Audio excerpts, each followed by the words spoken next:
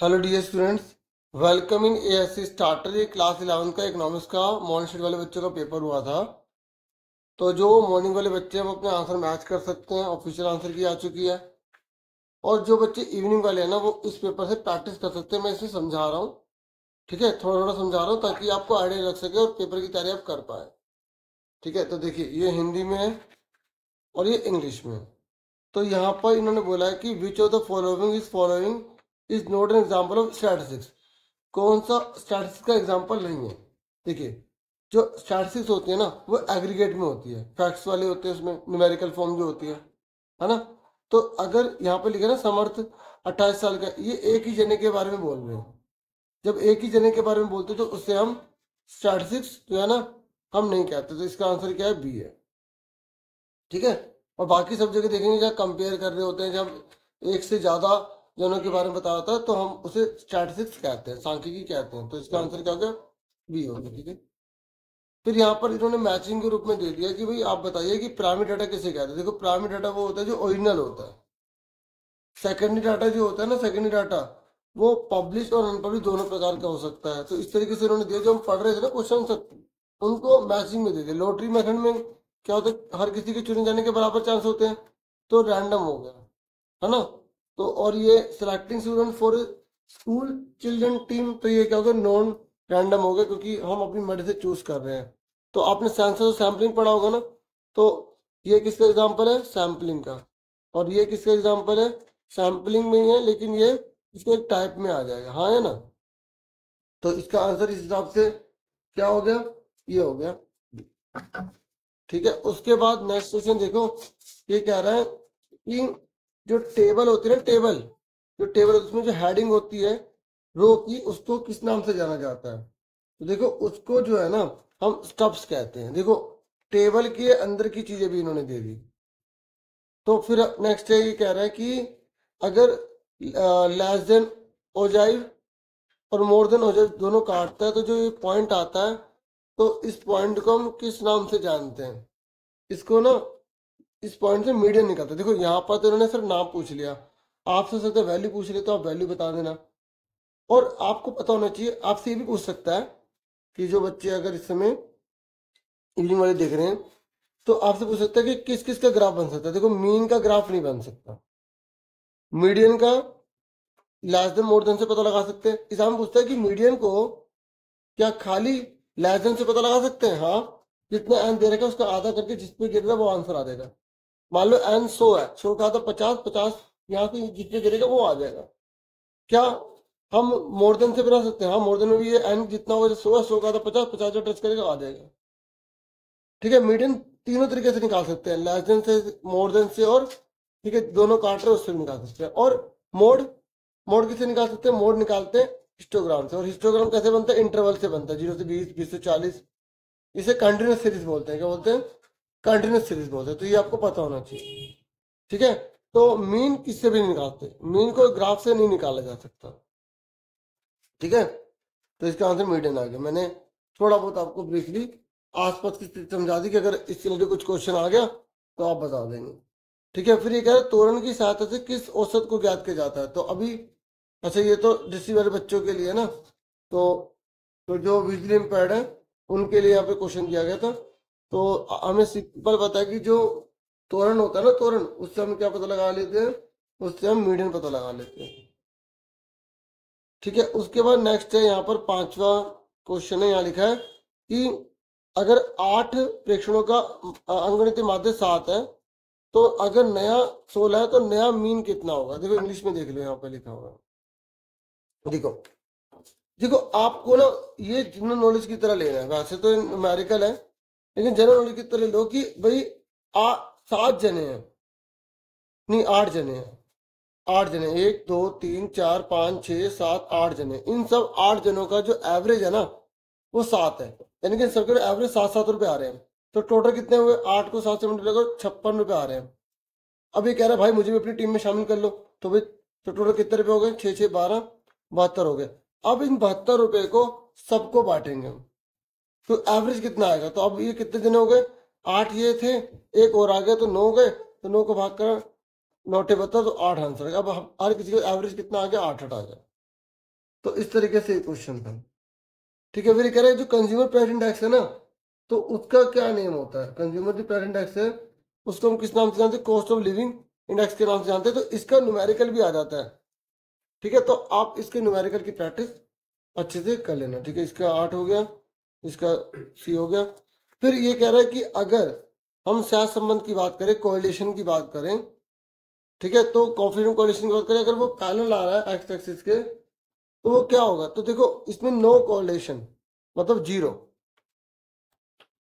ठीक है, अब इसी के रिगार्डिंग जैसे अगर कोरिलेशन वाले एग्जाम में अगर आपके बनाया जा रहा है इवनिंग वालों, तो देखो अगर एक्स ये जो है ना ये ओरिजिन अगर ये ऐसे है, तो एक चीज बढ़ दूसरी बढ़ रहा है, एक बढ़ दूसरा बढ़ रहा है, एक घट रहा दूसरा घट रहा है, एक घट रहा दूसरा घट रहा है, तो इसे पॉजिटिव बोलेंगे, तो यहाँ पर वैल्यू 1 हो जाती है। और अगर ऐसे आ जाए तो ये माइनस का हो जाएगा। ठीक है, और अगर ये थोड़ा थोड़ा ऐसे है तो 75 से 1 के आसपास लिख दोगे। और अगर ये पूरा सर्कल बन रहा है तो यहाँ पर भी जीरो आ जाएगा, नो कोरिलेशन आ जाएगा। ठीक है, समझ में आ गई? तो इसका आंसर क्या है? जीरो। फिर ये वो ये है कि विजुअली इम्पेयर्ड वाले बच्चों के लिए है, तो यहाँ पर कह रहे हैं स्केटर डायग्राम है और एक्स एक्सिस के पैरेलल है, तो वही एक्सिस के पैरेलल कौन सा होता है? जीरो होता है। फिर उसके बाद यहाँ पर ये हो गया ना रिसीवर बच्चों के लिए, इसका जीरो आ जाएगा। ठीक है, जो सहज संबंध की बात कर रहे हैं। अब यहाँ पर ये देखो क्वेश्चन में बोला है कि माधव है, ठीक है, वो ना फुटवियर है शोरूम, उसका फुटवियर मतलब मालिक है माधव फुटवियर शोरूम। वो क्या वो ना उसके पास सारे के सारे मतलब जो शूज वगैरह अलग अलग साइज के सारे आते हैं, वो बेचता है। तो ये कह रहा है कि स्टैंडर्ड टेंडेंसी के हिसाब से अगर मुझे पता लगाना है कि भाई उसके बाद जो शूज वगैरह होंगे ना उसका एवरेज वगैरह कैसे पता लगाऊंगा, कौन सी चीज निकालेंगे? Which average can be estimated with the help of the औजार। यहाँ पे तो इन्होंने औजार लिख दिया ना। तो वैसे तो ये है कि स्टैंडर्ड टेंडेंसी जो है ना उसमें 3 होती है, मीन में मोड होती है। तो यहाँ पर जो ये कह रहे हैं ना कि सर्वाधिक बिकने वाला सबसे ज्यादा, देखो जो सबसे ज्यादा बिकता है ना, सबसे ज्यादा, तो जो सबसे ज्यादा बार होता है, सबसे ज्यादा बार जो बिकता है उसके लिए मोड निकाला जाता है। ठीक है, तो हम इसी को ध्यान में रखकर यूज करेंगे ना। द मोस्ट फ्रिक्वेंसी सोल्व है ना, इसको ध्यान में रखकर हम आंसर देंगे। तो मोस्ट फ्रिक्वेंसी देखो आपने पढ़ा होगा, तो इसमें सबसे ज्यादा बार कौन है? 6 है ना, तो 6 मोड आ गया। तो इस तरीके से अब जूते उसके और बहुत सारे हैं, तो सबसे ज्यादा नंबर जो बिक रहा है ना, तो वो क्या होगा? स्टैंडर्ड में 3 चीजें आती हैं, मीन, मीडियन और मोड। तो सबसे ज्यादा वाले में कौन आएगा? मोड आएगा, इसलिए इसका आंसर क्या है? मोड आएगा। फिर नेक्स्ट है डैश के लिए आयत चित्र का निर्माण किया जाता है। तो बताओ हिस्टोग्राम जो है, हिस्टोग्राम इनमें से कब बनाया जा सकता है? हिस्टोग्राम तभी बनाया जा सकता है जब वो कंटिन्यूस सीरीज हो। कंटिन्यूस सीरीज मतलब 0 से 20, 20 से 40, 40 से 60, उसे हिंदी में सद श्रृंखला कहते हैं। और व्यक्तिगत क्या होता है? जैसे मान लो व्यक्तिगत में लिखा है 4, 6, 8, तो इसमें तो हम बार ग्राफ बना सकते हैं। ठीक है, और इसमें भी हम बार ग्राफ बना सकते हैं, ये डिस्क्रीट सीरीज में। इसमें क्या बनाएंगे? हिस्टोग्राम बनाएंगे। ठीक है, उसके बाद जैसे ये कह रहे हैं नेक्स्ट 10वें क्वेश्चन में, सभी संख्याएं सांख्यिकी नहीं होती पर सांख्यिकी सभी संख्या होती है। ये बिल्कुल सच बात है, क्योंकि मैंने बोला एक स्कूल में 100 या 1000 बच्चे पढ़ते, तो ये सांख्यिकी नहीं है, क्योंकि एक ही बता रही है। मैंने बोला कि गाय की 4 टांगे हैं, इसको हम स्टैटिस्टिक्स नहीं बोल सकते। ठीक है ना, लेकिन जितने भी स्टैटिस्टिक्स है वो सारे नंबर जरूर होते हैं। ये कह रहा है सिंगल न्यूमेरिकल जो वैल्यू होती है ना उससे हम नहीं बोल सकते। देखो नीचे रीजन दे तो रखा, रीजन बिल्कुल ठीक दे रखा है, तो इसका आंसर ए हो जाएगा। जब असर्शन रीजन दोनों ठीक होते हैं ना और रीजन ऊपर वाले का ही होता है, तो हम ए पर टिक कर देते हैं। ठीक है, तो देखो यहाँ पर आप जैसे ये क्वेश्चन देख रहे हैं, तो आप जो स्टैटस की लिमिटेशन एक बार पढ़ लेना। ठीक है, उसके बेनिफिट वगैरह भी पढ़ लेना। उसके बाद 11वें क्वेश्चन को देखो, यहाँ पर इन्होंने बोला है कि रैंडम सैम्पलिंग और नॉन रैंडम सैम्पलिंग में क्या डिफरेंट है? देखो रैंडम में सभी के चूज होने के इक्वल चांस होते हैं, जबकि नॉन रैंडम में ऐसा नहीं होता। ठीक है, थ्योरी तो आप वगैरह पढ़ लेंगे, मैं सिर्फ न्यूमेरिकल न्यूमेरिकल थोड़े थोड़े बता देता हूँ, है ना। और ऑफिशियल आंसर की लास्ट में आप एक बार देख लेना, ये ना एक ही मीडियम में अवेलेबल है। देखो सेम तो आएगा नहीं, जो बस आप पढ़ना चाहे तो पढ़ सकते हैं, गूगल ट्रांसलेट से ट्रांसलेट कर लेना अगर आपको इंटरेस्ट हो तो। ठीक है, बाकी देख लो क्या क्या क्वेश्चन है, मैं न्यूमेरिकल करा देता हूँ। ठीक है, देखो यहाँ पर भी बहुत इजी क्वेश्चन था ये सेकंड वाला। देखो ये बहुत इजी था डियर। पता है कैसे, मैं आपको बताता हूँ। देखो ये कह रहा है कि एक लोकेलिटी में 10,000 फैमिली रहती है। अब उसमें से 500 फैमिली का इंटरव्यू लिया गया है। तो इसने बोला है कि आप पॉपुलेशन और सैंपल साइज बताओ। मतलब वो सेंसस और सैंपलिंग पूछ रहा था। देखो सेंसस में सभी को लिया जाता है, इसे तो कहते हैं किस बच्चे ने याद किया है। सेंसस में सभी को लिया जाता है तो 10,000 आंसर आ जाएगा, और सैंपलिंग में सिर्फ 500 जनों को तो ले रहे हैं तो 500 आंसर रहेगा। सिर्फ इतना आंसर लिखना था। देख लो, हमें क्या लेना देना कि कितने परसेंट कितने इनकम से कितने जरा कमाते हैं। हमसे तो ये पूछा गया था कि सेंसर सैंपलिंग बताओ कितनी है। ये इतना इजी क्वेश्चन था। फिर ये देखो, ये कह रहा है कि आपको पद विचलन की स्थिति से समांतर माध्य निकालना है। ठीक है, आपको मीन निकालना है, स्टेप डिविजन मेथड लगाना है। सबसे पहले तो आपको स्टेप डिविजन मेथड का फॉर्मूला पता होना चाहिए। अब क्या फॉर्मूला होता है, देखो आपने 10वीं में जो पढ़ा वही फॉर्मूला है। ठीक है, मीन का a plus sigma f i u i sigma f i into में एच। ठीक है, तो आपको यहाँ पर वही फॉर्मूला लगाना था। तो यहाँ पर जो ऑफिशियल आंसर किया है उसी को आपको मैं दिखा देता हूँ, देखो ध्यान से। अब देखो यहाँ पर जो इकोनॉमिक्स वाले ना वो यू आई ना लिख के डी डैश लिख लेते हैं। ये जो यू आई लिखा है ना मैंने, इसको डी डैश लिख लेते हैं। ऐसे फॉर्मूला लिख देते हैं, sigma F D dash upon में सिग्मा एफ इंटू में एच लगा लो। या ये क्या लगाया इन्होंने, ठीक है, हाँ यही लगाया और कुछ नहीं लगाया। ठीक है, ये लिखो ये लिखो। अगर आपने ये लिख के कर दिया तब भी नंबर नहीं कटेंगे आपके। मेरी बात सुन रहे ना आप। तो देखो क्या करना है, सबसे पहले 20 से 25 से दोनों को जुड़ के आधा कर दिया 22.5। ठीक है, 25 को जोड़ा 27.5। तो इस तरीके से सारा लिख दिए। फिर ये एफ है। फिर क्या करा, इनमें से किसी एक को हमने ए मान लिया। यही तो करते हैं, किसी एक को ए मान लो। मान लो किसी को ए, तो हमने किसको ए मान लिया, हमने इसको ए मान लिया। मान लिया, मानने के बाद क्या करेंगे, इसी को सब में से घटा देंगे। तो देखो घटा दिया तो 7.5 गए, ये बचा। तो नहीं तो बच्चों को शॉर्टकट याद होगा कि जिसको हम ए मानते हैं वो 0, ऊपर माइनस नीचे प्लस। और कितने कितने का डिफरेंट है, 5 का, तो 5 का पहाड़ा चलेगा। हाँ है ना, 5 का पहाड़ा ऊपर, 5 का पहाड़ा नीचे। ऊपर माइनस होता है नीचे प्लस होता है। फिर कितने कितने का डिफरेंस है, 5 का, तो 5 से डिवाइड कर दो। तो 5 से डिवाइड कर दिया, हमेशा यहाँ गिनती बनेगी, बताया था ना, हमेशा गिनती बनेगी। यहाँ 0 लिखा, ऊपर 1 2 3 1 2 3। फिर हमें क्या करना है, इस वाले को इस एफ से मल्टीप्लाई कर देना है। तो 10 3 जा 30, 12 2 जा 24, 8 1 जा 8। इस तरीके, देखो ये मैं इसलिए करा रहा हूँ क्योंकि क्या पता आप में भी मीन वाला दे दें। ठीक है ना, सब डिविजन नहीं दे दे। ये टोटल आ गया। देखो टोटल कैसे करना है, माइनस वाले को अलग जोड़ना है, प्लस वाले को अलग जोड़ना है, फिर इसमें से घटा देना है। तो माइनस वाले रकम बढ़ी है, 28 माइनस का आ गया। फिर उसके बाद, और यहाँ पे हमें एफ कितना है, 27 है, सॉरी 70 है। फिर फॉर्मूले में पुट कर दो। फॉर्मूले में क्या करो, पुट कर दो। ये देखो पुट कर दिया, जिसको ए माना था ना वही लिख दिया। ये टोटल लिख दिया, ये टोटल लिख दिया। आई लिखा है यहाँ पर, एच की जगह आई लिखा है। जो मर्जी लिख दो, कोई दिक्कत नहीं है। इसको मल्टीप्लाई करके 70 से डिवाइड कर देंगे, 2 आ जाएगा। क्योंकि प्लस वन माइनस होता है तो घटा दिया तो आंसर आ गया। आगे समझ में। अब फिर उसके बाद ये अगला ये क्वेश्चन है, अगर आप ये नहीं करना चाहते तो अब ये कर सकते हैं। ये कह रहा है 3 सेक्शन ए बी सी है। ठीक है, और सेक्शन ए में 40, सेक्शन बी में इतना, सेक्शन सी में इतना है। ये कह रहा है what is the average mark scored by all the students of class 11th is the strength section A B C 30 20 and 15। तो ये हमें स्ट्रेंथ दे रखी है। तो देखो ये पता है कैसे करना है, ये कंबाइंड मीन वाला है। कंबाइंड मीन, कंबाइंड मीन पढ़ा आपने, कंबाइंड मीन पढ़ा है, कंबाइंड मीन का फॉर्मूला तो मुश्किल नहीं है। ये देखो सिर्फ ये फॉर्मूला लगाओ, n a n b n c दे रखा है और मीन तीनों को दे रखा है। इस फॉर्मूले में पुट कर दिया, आंसर आ गया। तो कंबाइंड मीन का फॉर्मूला लगा के आंसर सोल्व कर दिया। देख लो कैसे करा, ये फॉर्मूला होता है। देखो जितने जितना उसका मीन है, जितने उसकी संख्या से मल्टीप्लाई कर देना। और टोटल देख लो, जो एन है ना, तीनों को जोड़ दिया। देख लो दोबारा से कैसे करा, पहले ये लिख लिया। देखो मैं इसे थोड़ा बड़ा कर देता हूँ। ठीक है, ये हो सकता है एग्जाम में दोबारा दे दे ऐसा क्वेश्चन आपके एग्जाम में, तो ये हमारा आंसर हो जाएगा। ठीक है, चेक कर लो। उसके बाद देखो 13 क्वेश्चन है, ये थ्योरी में है। ठीक है, और अगर ये नहीं करना तो आप ये वाला कर सकते हो क्वेश्चन। यहाँ पर कॉस्ट ऑफ लिविंग इंडेक्स निकालने के लिए बोला है। अगर इसका फॉर्मूला पता है तो आप आराम से इसको कर सकते हैं। तो मैं कॉस्ट ऑफ लिविंग इफेक्ट का फॉर्मूला बता देता हूँ, देखो ध्यान से।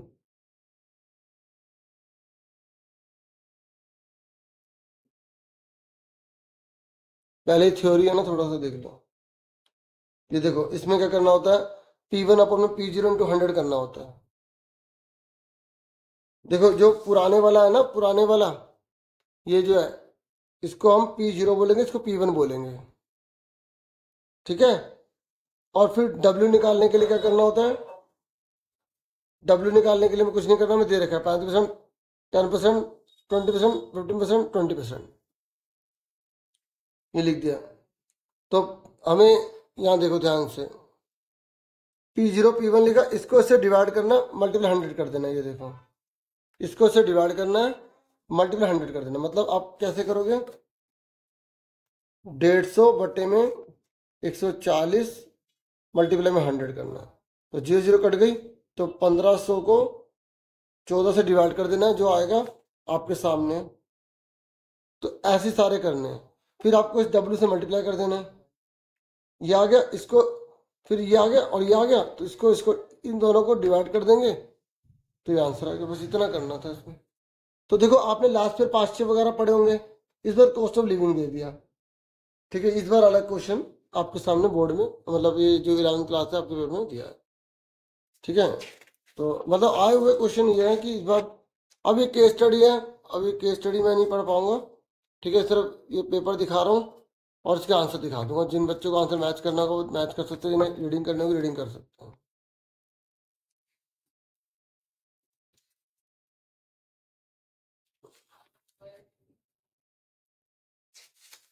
ये जो केस स्टडी है ना, ये आप इजी तरीके से लेना। इसमें ये होता है, या तो इसमें एडवांटेज आपको बताने के लिए बोल देगा, जैसे यानी कि statistic method are no substitute for common sense. ये कह रहा है कि जो सांख्यिकी है ना, वो सामान्य ज्ञान का विकल्प नहीं है। मतलब उसके बेनिफिट बताओ, उसकी इंपॉर्टेंस बताओ, क्यों है ये, मतलब उसका एरिया कितना बड़ा है, इस तरीके से आपको एक्सप्लेन करना होगा। यहाँ पर आप देख सकते हो कि भाई ये नहीं कि नॉर्मल है, वो एक साइंस की तरह है, बहुत ज़्यादा एक्सपर्ट यूज़ करते हैं। तो ये आप थोड़ा सा उसको एक्सप्लेन करके अपने लैंग्वेज में बना बना के लिखना था।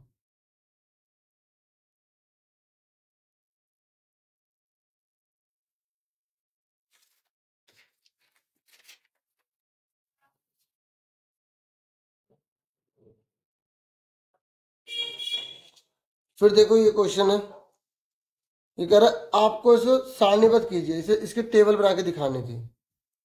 इसको टेबल में लिखना, तो आप बच्चे जैसे कहेंगे अरे ये क्या आ गया, इसकी टेबल बनानी थी ऐसे करके। देख लो टेबल वाला क्वेश्चन आया, ये देख लो कैसे दिया, बस टेबल बना के दिखानी थी।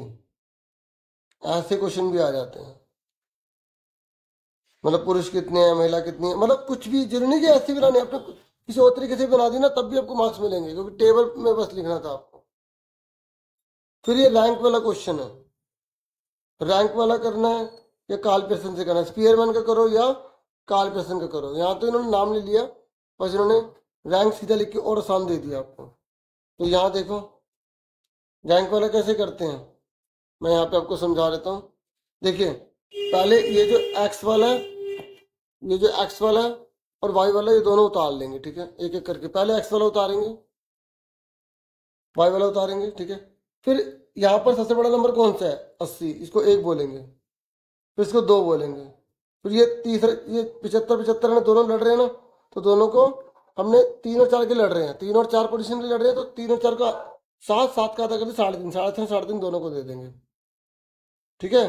फिर उसके बाद 3 4 की पोजीशन भर के फिर 5 वैसे दे देंगे, छठा ऐसे दे देंगे, ठीक है, 7 वैसे दे देंगे, 8 वैसे दे देंगे, तो ये आ गया। फिर ऐसे ही इस वाले को देखो, इस वाले में देखो सबसे छोटा नंबर कौन सा है, अच्छा हम सबसे बड़े वाले से ले रहे हैं, तो सबसे बड़ा वाला नंबर कौन सा, 17, तो इसको एक बोलेंगे, ठीक है, एक बोलेंगे।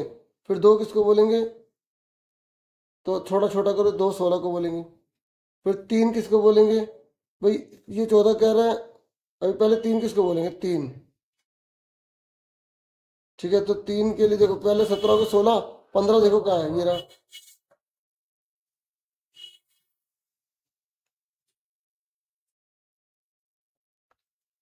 यहाँ पे ना मिस प्रिंटिंग होगी, 3 है ये, ठीक है ना, यहाँ आंसर से लिखा है इन्होंने, 3 है, गलत छप गया, 3 है, ठीक है।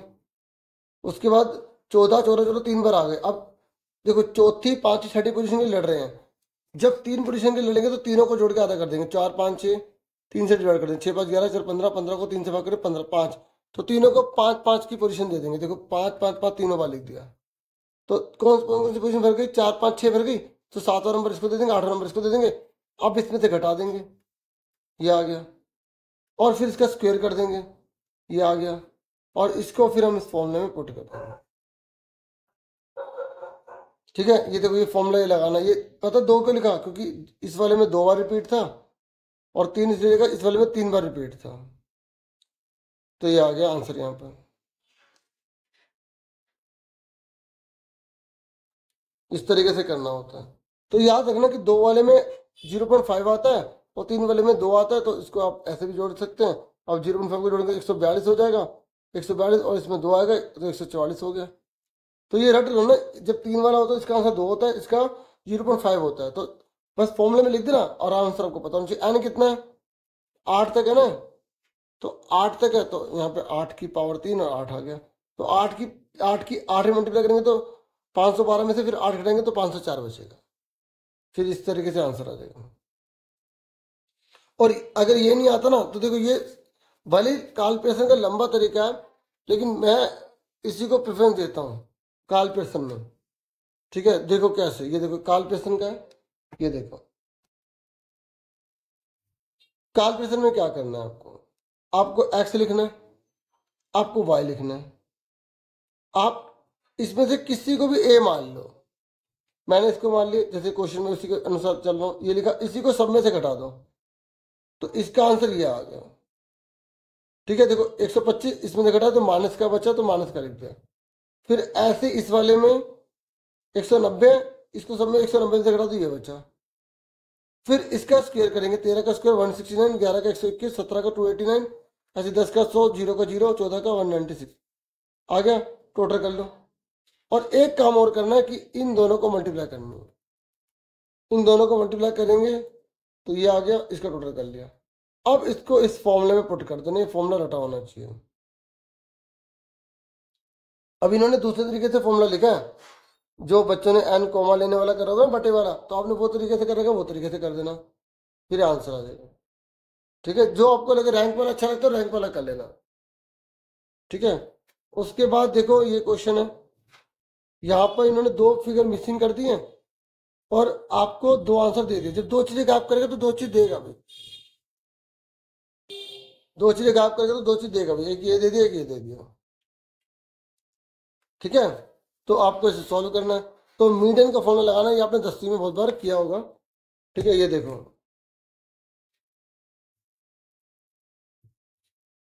तो कैसे करेंगे, एफ लिखा, सी एफ कैसे लिखेंगे, 5 का 5, 5 में जोड़ा, 5 प्लस एफ वन इसमें जोड़ा, तो 5 plus F one plus F two, ये इन्होंने ऐसे क्यों लिख दिया, पता क्यों लिख दिया इन्होंने, ये 60 है ना, टोटल 60 लिखा, 60 में 2 गए 58, 58 में से 8 गए 50, ये इन्होंने ऐसे डायरेक्ट लिख लिया, ये शॉर्टकट तरीका इन्होंने अपनाया है।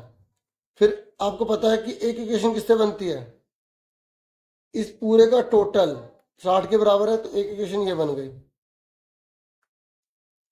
और जो हमें आंसर दिया होता है, आंसर 40 दे रखा ना, तो 40 किसके अंदर आ रहा है, इसके अंदर आ रहा है, तो 40 जिसके अंदर आ रहा है उसको एल, इसको एफ, ऊपर वाले को सी एफ बोलेंगे। तो फॉर्मूले में पुट कर दिया, इस वाले में पुट करने के बाद यहाँ पर देखो, फिर देखो ये पहले आधा कर दिया, ये बाहर माइनस से दोनों के साइन चेंज हो गए, ये 45 माइनस वन, ये उधर चला गया, पहले 30 को उधर ले गए, 30 को उधर ले गए, 40 में 30 के 10, फिर इसको उधर ले गए। देखो यहाँ पे क्या किया इन्होंने, तो 40 प्लस का 30 उधर ले गए, फिर यहाँ 10 बचा, तो ये क्रॉस मल्टीप्लाई होकर उधर चला गया, तो यहाँ 45 माइनस एफ वन इन्होंने लिख दिया, इस तरीके से करा।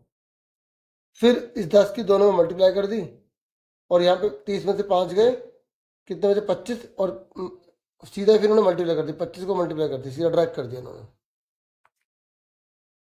मतलब जैसे 30 में 5 गए, 25 माइनस एफ था ना, बाहर 30 है, तो 30 को इससे मल्टीप्लाई करा, तो 25 3 75, 750, और 30 से कम 30 तो इस तरह 750। अब अच्छा इन्होंने अभी सुनो सुनो, इन्होंने क्या करा, इन्होंने ऐसे करा तो 750 ही आएगा ना। तो इन्होंने क्या करा मैं बताता हूँ। इन्होंने 30 को 80 मल्टीप्लाई करी, 30 को 80 मल्टीप्लाई करी, फिर 900 में से 150 घटाए तो कितने बचे, 850 बचे। ठीक है, और मैंने क्या करा, सीधा मल्टीप्लाई कर दी थी। 25 दिया 25 दिया तो 75 होता है। ठीक है, यहाँ पे ये ना मिस प्रिंटिंग आ गई है, तो आप अपने टीचर को, जिन बच्चों ने आंसर सही करा ना, तो वो अपने टीचर से कांटेक्ट करके बोल देना कि भाई आंसर की में मिस प्रिंटिंग आ गई है। ठीक है ना, ये बता देना कि देखो 900 में से 150 जाएंगे तो 750 बचेगा ना, इन्होंने 850 लिख दिया। ठीक है ना, तभी मैं कहूँ कि भाई मैं ड्रैग कर रहा था 30 में से 5 के 25, 25 को मल्टीप्लाई तो 750 आएगा, है ना। तो 450 भी जाएगा तो कितना बचेगा, यहाँ पे 300 बचना चाहिए। अब इन्होंने 850 लिख दिया, 400 बच रहा है, तो 300 बचेगा तो कुछ और आंसर आएगा ना। तो यहाँ पे थोड़ा सा अलग हो जाएगा। ठीक है, ये आप बता देना एक बार। फिर देखो ये आसान था क्वेश्चन, ये वाला। यहाँ पर आपको जो है ना मीडियन दे रखा है और आपको मीन दे रखा है, तो आपको मोड निकालना था। तो मोड का फॉर्मूला क्या होता है, 3 मीडियन माइनस 2 मीन होता है। तो ये फॉर्मूला हमने पुट कर दिया और ये हमारा आंसर आ गया 28। ठीक है ना, चलो उसके बाद देखो यहाँ पर सेक्शन बी है। यहाँ पे इन्होंने बोला था कि नॉर्मेटिव कौन सा। देखो दो प्रकार की स्टेटमेंट होती हैं, एक पॉजिटिव होती है और एक नॉर्मेटिव होती है। ठीक है, तो पॉजिटिव में क्या होता है, क्या था क्या है क्या होगा, फैक्ट होते हैं। क्योंकि नॉर्मेटिव की अगर हम बात करें, आदेशात्मक की बात करें, एक वास्तविक होता है एक आदेशात्मक होता है हिंदी में। तो आदेशात्मक में क्या होना चाहिए, तो जहां पर चाहिए चाहिए आ जाए ना, तो वहां पे आप आराम से बता सकते हैं क्या होगा। तो इसका आंसर गा है। ठीक है, चाहिए आ गया। और कभी अगर समझ ना आ रहा हो ना, तो चारों को देखो कि तीनों में मतलब कौन तीन सेम लग रहे हैं और कौन सा एक अलग लग रहा है। तो वही तो ढूंढना है हमें, इसको कटिंग वाले तरीके से क्या करो। और देखो यहाँ पे मांग की लोच में इस प्रकार का यहाँ फिगर इन्होंने दे दी। तो ये जब एक्स एक्सिस के पैरेलल होती है तो ये इन्फिनिटी हो जाती है। इसमें क्या होता है, प्राइस उतना रहेगा जितना मर्जी ले लो। और अगर आपसे यूँ बोले कि प्राइस जितना मर्जी ले ले, मैं तो उतने खरीदूंगा जितना मुझे खरीदना है या जितना मुझे बेचना है, प्राइस जितना मर्जी ले लो, तो यहाँ पर ईडी 0 होगा।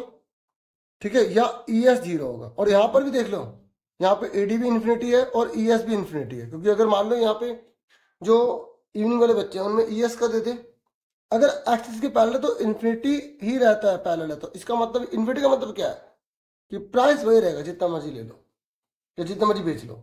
और इसमें प्राइस जो मर्जी ले ले हम उतने खरीदेंगे। जैसे अब मुझे सब्जी में जितना नमक डालना है मैं उतना डालूंगा, अगर वो नमक बहुत महंगा भी होगा तभी मुझे उतने डालना नमक जितना डालना है ना। अब ऐसे ही मुझे सुई लेनी है, तो सुई अगर 100 रुपए की भी हो जाएगी तभी मैं ले लूंगा, क्योंकि मुझे एक बार ही तो खरीदनी है और वो कई सालों तक चलेगी, क्योंकि मेरी इनकम का बहुत कम पार्ट खर्च हो रहा है उस पर। तो ये थोड़ा सा देखना पड़ता है। तो इसमें ना कौन कौन सी इलास्टिसिटी वाले ग्राफ होते हैं ये आपको सारे पता होने चाहिए। मैं आपको ब्रीफली यहाँ फटाफट बता देता हूँ। देखो एक तो ये वाला हो गया जहाँ पे ईडी इक्वल टू 1 होगा। देखो डिमांड में ऐसे होता है और सप्लाई में ये 0 से यहाँ पे जा रहा होता है, 45 डिग्री का होता है ना, तो ES 1 हो जाएगा। और ये देखो अगर ये ऐसे है इसके पैरेलल है तो ईडी इक्वल टू क्या है 0, और सप्लाई में भी ES इक्वल टू 0 होगा। और अगर ऐसे है तो ये बना हुआ जो ES बराबर क्या होगा, इन्फिनिटी। यहाँ पे ईडी ले लेता हूँ ना मैं, ईडी के कर रहा हूँ ना, और यहाँ पर ES इक्वल टू इन्फिनिटी हो जाएगा। और अगर मान लो ये ईडी है ना, अगर ये जैसे ये पूरा लेटा हुआ है ना, ये हल्का सा थोड़ा कम लेटा हुआ है, पूरा नहीं लेटा हुआ, तो ये ईडी एक से बड़ी इलास्टिसिटी होगी। और ये पूरा लेटा हुआ ना, तो ये थोड़ा सा कम लेटा हुआ। देखो इसमें लेटना ऐसे होता है, इसमें लेटना ऐसे होता है, ये ओरिजिन की तरफ जाता है, तो ये ES एक से बड़ा होगा। और इसमें जैसे खड़ा हुआ ना पूरा, तो इसमें हल्का सा स्लाइटली, देखो डिमांड है ना, डिमांड तो वो हल्का सा ऐसे होगा ऐसे, तो ये एक से कम होगी। और इसमें भी है ना ये वर्टिकल फॉर्म में, तो ये थोड़ा ऐसे होगा हल्का सा, पूरा नहीं होगा ये। ठीक है, ऐसे, तो ये ES एक से कम होगा। ये थोड़ा थोड़ा दोनों में 1 2 3 4 5, 1 2 3 4 5, ये 5 डायग्राम है, अच्छे से पता होना चाहिए सारे कि कहाँ पर एक से कम होगा कहाँ एक से ज्यादा होगा। ठीक है ना, तो इस तरीके से 0 हो गया। फिर उसके बाद ये कह रहा है कि इंडिफरेंस जो कर्व होता है ना, जो इंडिफरेंस कर्व होता है वो लेफ्ट टू राइट क्यों होता है? वो लेफ्ट टू राइट इसलिए होता है क्योंकि मोनोटोनिक प्रेफरेंस की वजह से, क्योंकि कंज्यूमर ये चाहता है कि उसे मिल तो ज़्यादा जाए लेकिन छोड़ना कम पड़े, इसे मोनोटोनिक कहते हैं। और ये कह रहा है कि आकाश कीमत की परवाह किए बिना कह रहा है कि मैं तो 10 इकाई खरीदूंगा जितना मर्जी हो। अब बताओ ये कौन सा हो गया, इनमें से कौन सा हो गया? बताओ कौन सा हुआ? अभी तो बता रहा था मैं कि भाई जितना मर्जी प्राइस आप ले लो मैं उतने खरीदूंगा। तो ये क्या हुआ, ईडी की वैल्यू क्या होगी, 0।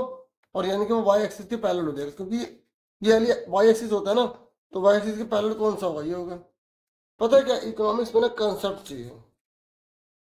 अब कई बच्चे इकोनॉमिक्स, एक बात है मतलब फ्रैंकली ऐसे पूछ रहा हूँ, अगर आप वीडियो मेरी सुन रहे हैं तो, मतलब कई बच्चे जो है ना वो इकोनॉमिक इसलिए ले लेते हैं कि भाई 10वीं में पालमपुर जैसे था विलेज वगैरह और वैसी होगी। तो मतलब ऐसे जनरली पूछ रहा हूँ कि अगर किसी बच्चे ने क्या इस उद्देश्य से ली थी, और अगर नहीं तो फिर उसे बहुत ज़्यादा डीपली पढ़ना पड़ेगा इकोनॉमिक्स, है ना, क्योंकि 10th की इकोनॉमिक्स के बुक अलग थी, उसमें बहुत कुछ अलग देखने को मिला, और 11th में बिल्कुल अलग होता है। थोड़ा सा मैं ऐसे पूछ रहा हूँ कि कमेंट करके बताना कि क्या है, किस वजह से ली थी, कैसे ली थी, या सच में इंटरेस्ट है और इंटरेस्ट है या नहीं है। तब ऐसे ही, क्योंकि कई बच्चों का इंटरेस्ट इसमें नहीं, तो मुझे बताते हैं बच्चे कि सर मैंने तो इसलिए सोच के ली थी कि पालमपुर जैसी होगी घटना, लेकिन हमें इसमें बहुत ज़्यादा हार्डवर्क करना पड़ता है।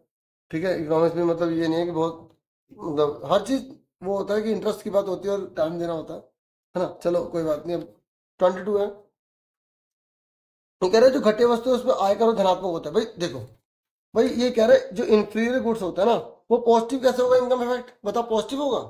अगर मेरी इनकम बढ़ेगी तो मैं तो अच्छी चीजें खरीदूंगा ना। देखो, पॉजिटिव का मतलब होता है एक बढ़े दूसरा भी बढ़े, एक घटे दूसरा भी घटे, उसे पॉजिटिव कहते हैं। तो ये पॉजिटिव तो नहीं है, गलत है। और ये कह रहा है कि जब इनकम कंज्यूमर की बढ़ती है ना, तो वो नॉर्मल गुड्स की डिमांड कम कर देता है। अरे जब इनकम बढ़ेगी तो नॉर्मल गुड्स मतलब अच्छी जो सामान्य चीजें वो तो और खरीदेगा ना, तो दोनों ही फॉल्स है।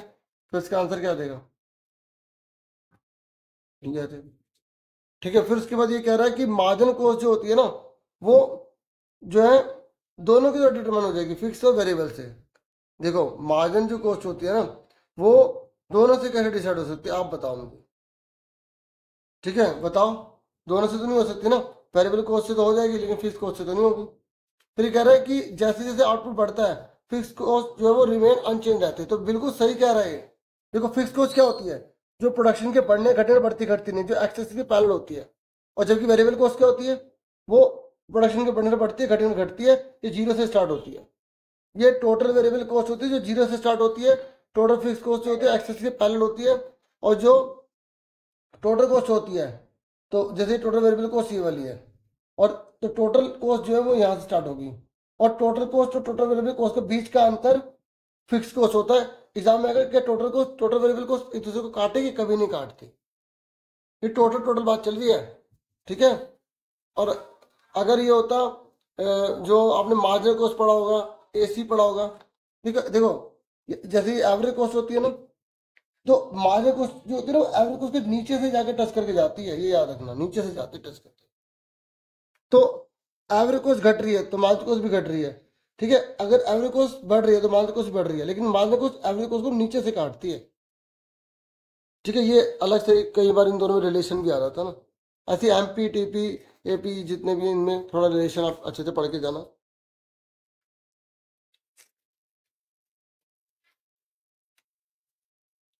तो 23 है, तो इसका आंसर जो है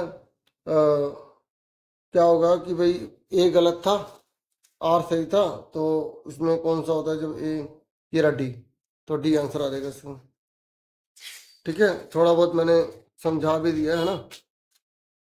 फिर 24 ये कह रहे हैं ऐसे बाजार में जहां फर्म को अधिक बिक्री के लिए कीमत कम करने की आवश्यकता पड़ती है। मतलब देखो ये ना मोनोपोली वाले करते हैं ऐसा। ठीक है, जहां पर मतलब अगर उन्हें ज्यादा बेचना है तो उन्हें कीमत कम करनी पड़ती है। तो ये कह रहे ये कहा इनमें से कौन सी देखनी पड़ेगी, तो ए आर वक्र वहां तो इसमें ना ऐसे बनता है डायग्राम ऐसे। ठीक है, तो जैसे ए आर हो गया, ये आर हो गया,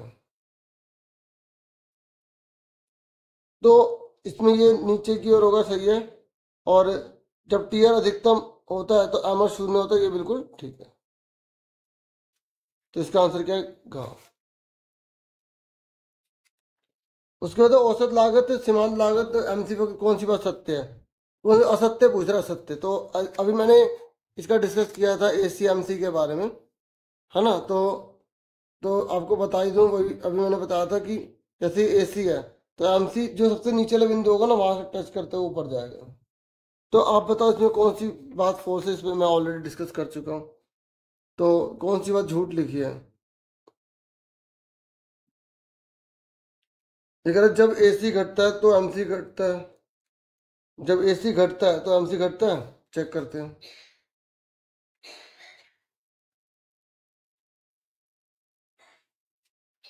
देखो, जब एसी घट रहा है तो एमसी एमसी भी घट रहा है, लेकिन देखो अभी ये घटा जा रहा है और एमसी ने बढ़ना चालू कर दिया। देखो ऊपर देखो, नीचे से ऊपर आया ना, इसका पॉइंट तो ये है ना नीचे का।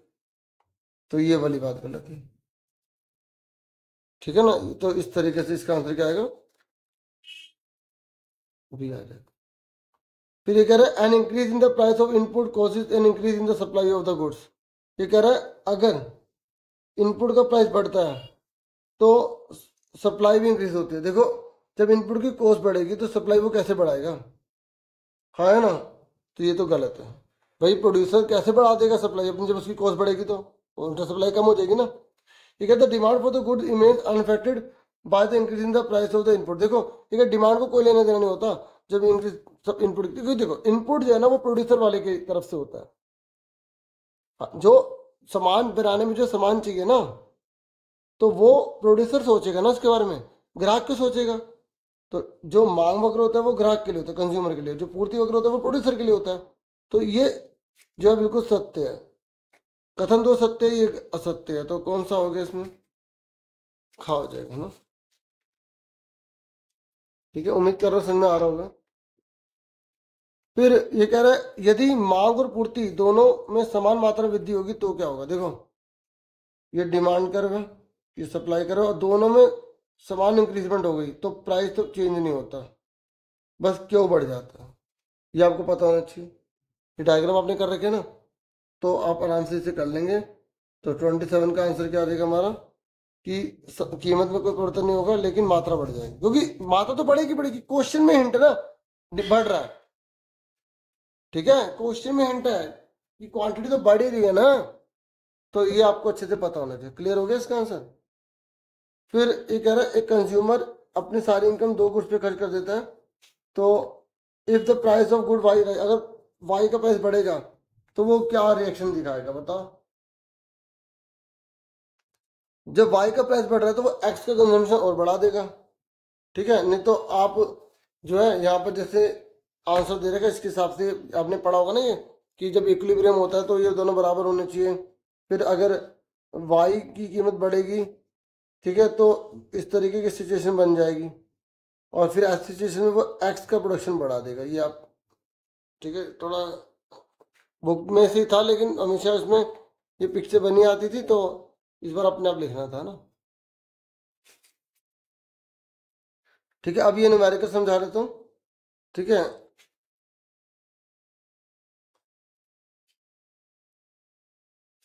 उसके बाद थ्योरी तो आप पढ़ ही लोगे। ठीक है, अच्छा ये देख लेते हैं। देखो ये कह रहा है कि पीपीसी कर्व पे क्या इफेक्ट पड़ेगा, आप मुझे बताओ पीपीसी कर्व पे क्या इफेक्ट पड़ेगा। तो सिंपल सी बात है, अगर जब तबाही होगी तो वो लेफ्ट में चला जाएगा, हाँ है ना। ठीक है, इस तरीके से। अब ये देखो, ये क्वेश्चन देखो, ये कैसे करना था। देखो ऐसा कोई भी क्वेश्चन आता है ना, तो आपको क्या करना होता है, थोड़ा एक्स्ट्रा चीजें ड्रॉ करनी पड़ जाती हैं। ठीक है, तो मैं यही कर देता हूँ थोड़ा सा। देखो, एक तो यहाँ पर देखो इन्हें बोला है औसत स्थिर लागत इंग्लिश में। ये जो फिक्स कॉस्ट है 2 यूनिट की 30 है, यानी कि दूसरी यूनिट की 30 है। यहाँ पे एवरेज फिक्स कॉस्ट ये दूसरी यूनिट की 30 है। तो टोटल फिक्स कॉस्ट क्या आ गई? 30 दूनी 60। और टोटल फिक्स कॉस्ट फिक्स रहती है, हर बार 60 रहेगी, हाँ है ना। अब देखो, हमें एबीसी दे रखा, तो हमें इसके लिए हेल्प के लिए टीवीसी भी निकालना पड़ेगा। तो टीवीसी कैसे निकालते हैं? इसको से मल्टीप्लाई करके। तो इसको से मल्टीप्लाई करेंगे 32 से आएगा। इसको से मल्टीप्लाई कर नहीं सकते, इसको मल्टीप्लाई कर नहीं सकते, इसको मल्टीप्लाई कर नहीं सकते। अब ये टीसी और टीएफसी दे रखा है। तो आपको फॉर्मूला पता होना चाहिए ना कि TC is equal to TFC plus TVC, ये आपको लेना होता है ना। तो आप खुद सोचो, टीसी मुझे पता है, टीएफसी पता है, इसमें से घटाऊंगा तो ये पता लग जाएगा नहीं लग जाएगा मुझे, तो 90 आ गया। हाँ ना, जो जो पता लग रहा है वो पहले पता लगा लो।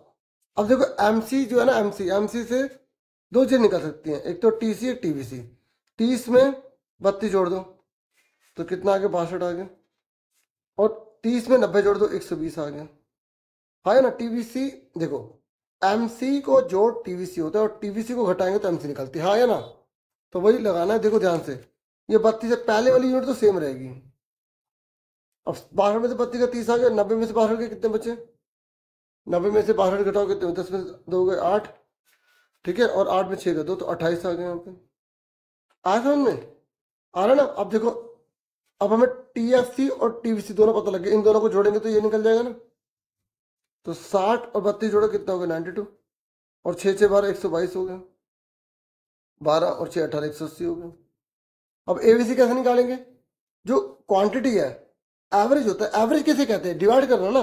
तो ये जो हमने टीवी से निकाला इसको डिवाइड कर देंगे इससे, तो 32 को डिवाइड करें वही आ गया, 2 को इससे डिवाइड करो, 2 3 जा 6, 2 1 जा 2, 3 को करो 30 आ गया, और 4 को करो 4 3 4 0 12 30 आ गया। तो ये मेन मेन हमने भर लिया, ठीक है। मैंने करके दिखा दिया कि अगर मान लो ऐसा आए तो आप कर पाओ, ठीक है।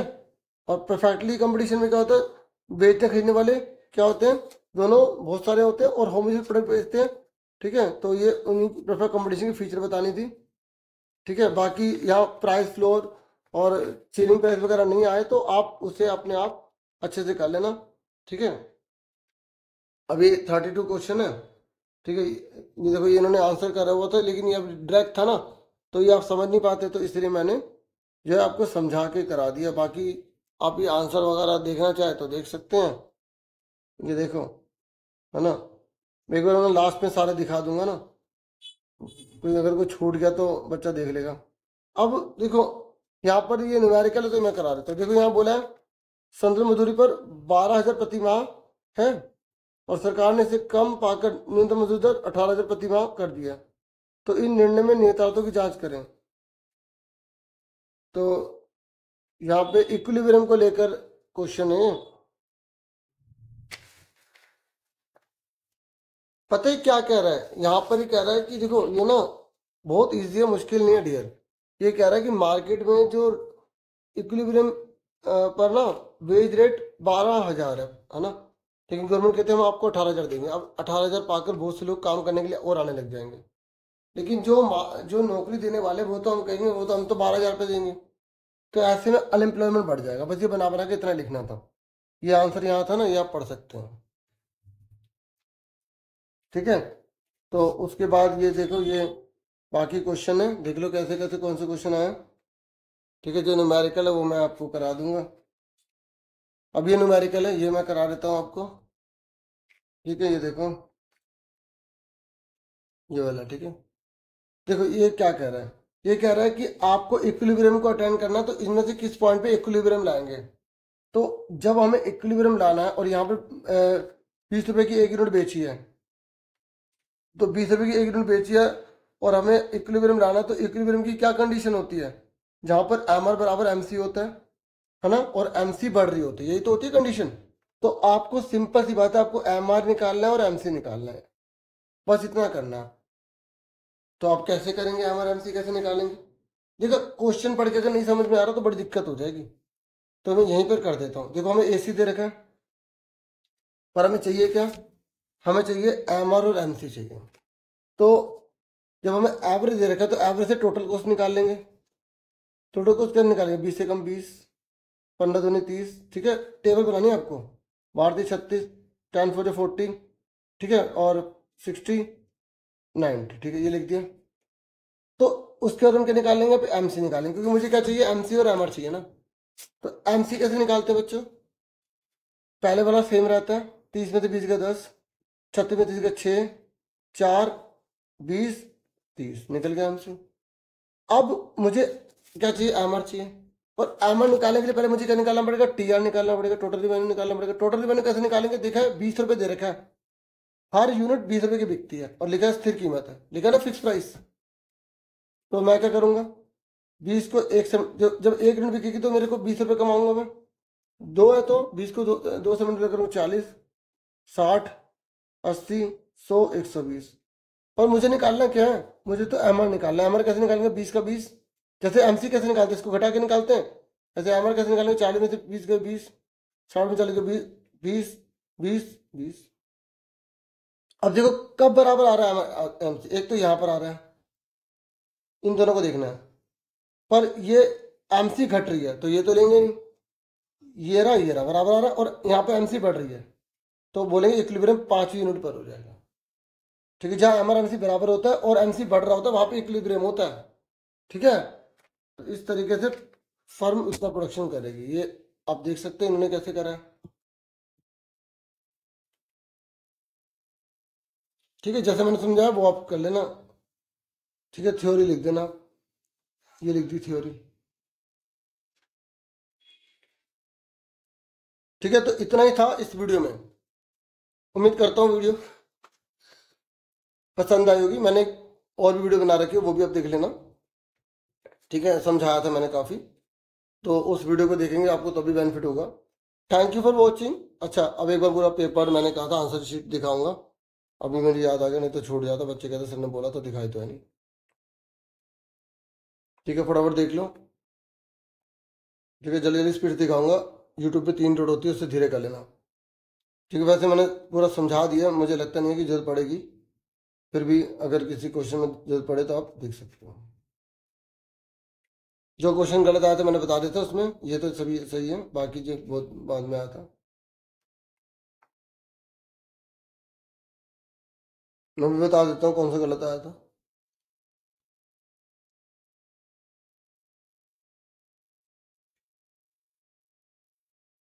मतलब क्वेश्चन सही था, आंसर गलत करा हुआ है आंसर की में।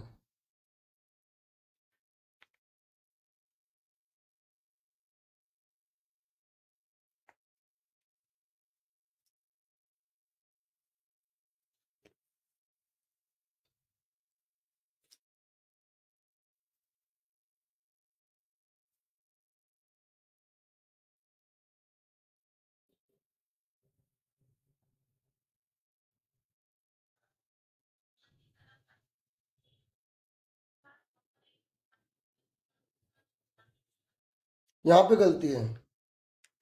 ठीक है, 900 में से 150 जाएंगे, 750 बचने चाहिए। ठीक है,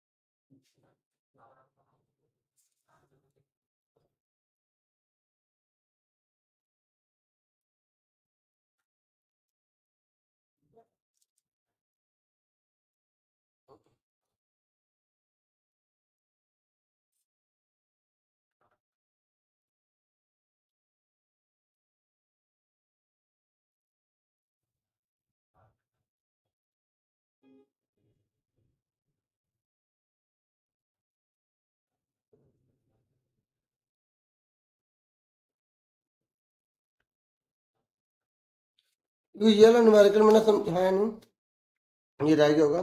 ये देख, वस्तु की कीमत आधी हो जाने पर उसकी मांग 120 इकाई से बढ़कर 150 हो जाती है, तो इस वस्तु की मांग की कीमत लो निकालनी थी आपको, है ना। ठीक है, इलास्टिसिटी ऑफ डिमांड का क्वेश्चन है, तो इस तरह का क्वेश्चन आ जाता है। मुझे लग रहा था कि ये छूट गया। तो आप देखो, जब उन्हें बोला ना आधी हो गई, तो सिंपल है 50% कम हो गई, ऐसे मांग को परसेंटेज में निकाल लो, फिर दोनों को डिवाइड कर दो, आंसर आ जाएगा। और परसेंटेज में कैसे निकालते हैं, ये देखो, 150 से 120, आप उन्हें पहले वाला बटे में लिख दो 120, परसेंट दोनों परसेंट में आ गए, दोनों को डिवाइड कर दिया, आंसर आ गया। ठीक है, आधी का मतलब क्या, 50% कम हो गए ना, इसलिए। ठीक है, अब आंसर देख लो एक बार सारे जो रह रहे थे।